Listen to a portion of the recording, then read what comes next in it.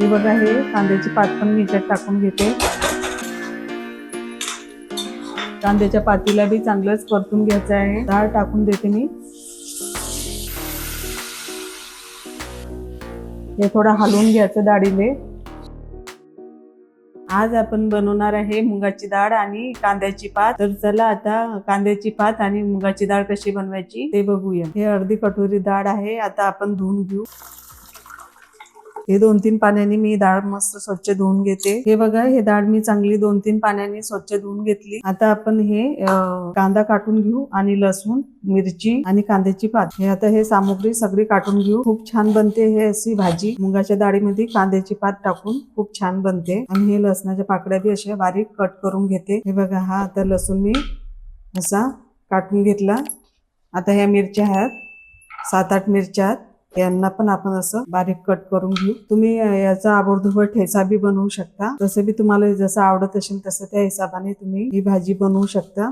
थंडीची हे कांद्याची पात खाल्ली पाहिजे. आता हे कांद्याची पात पण आपण अशी बारीक कट करून घेऊ. मी या प्लेट मध्येच काटून घेते. हे बघा, अशी हे सारी पात अशीच काटणार आहे मी. ही बघा, हे कांद्याची पात आपली काटून झाली. आता आपली सामुग्री सारी मी काटून घेतली. मुगाची डाळ आणि कांद्याची पात बनवायला सुरुवात करू. हे बघा, गॅस चालू करून घेतला. आता हे कढई ठेवली. आता मी हे 2 पड्या तेल टाकून घेते. तेलाला चांगलं गरम होऊ देऊ आपण. हे बघा, हा लसण आणि कांदा मिरची टाकून घेऊ आपण. याच्यामध्ये मिरची पण टाकून घेऊ.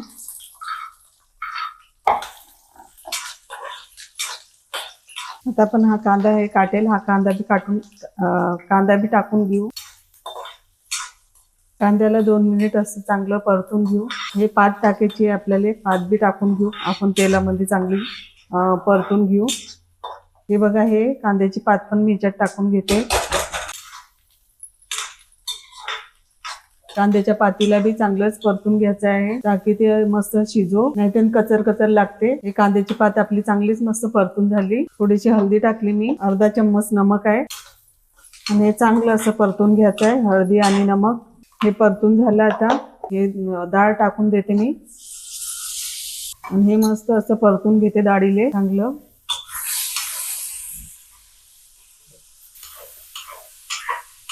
आता मी याच्यामध्ये 1 गिलास पाणी टाकून घेते डाळ शिजायसाठी. हे थोडं हलवून घ्यायचं डाळीले आणि गॅस मी एकदम मीडियम ठेवलाय. आता आपण हे झाकण ठेवून घेऊ याच्यावर, डाळीवर. 10 मिनिटालोक आपण झाकण ठेवणार आहे. हे बघा, आपले 10 मिनिटं झाले. आता झाकण खोलून बघते मी आणि याला हलवू आता डाळीले आपण. हे पूर्ण पाणी आपलं सोकून गेलं. थोडं अजून 2 मिनिटासाठी अजून झाकण ठेवून घेऊ. म्हटलं 5 मिनिटासाठी झाकण ठेवून घेऊ. हे बघा, आपले 5 मिनिट झाले. पहिले 10 मिनिट आणि आता 5 मिनिट असे आपले टोटल 15 मिनिट झाले. आणि एकदम स्लो गॅसवर मी हे डाळ शिजवलेली आहे. कांद्याची पात पण छान शिजून गेली आपली. हे डाळ आता बनवून तयार आहे आपली, कांद्याची पात आणि मुगाची डाळ. तुम्हाला माझा व्हिडिओ आवडला असेल तर लाईक करा, शेअर करा, सबस्क्राईब करा आणि बेल आयकॉनला दबावायला विसरू नका. भेटूया पुढच्या व्हिडिओमध्ये. तोपर्यंत बाय बाय.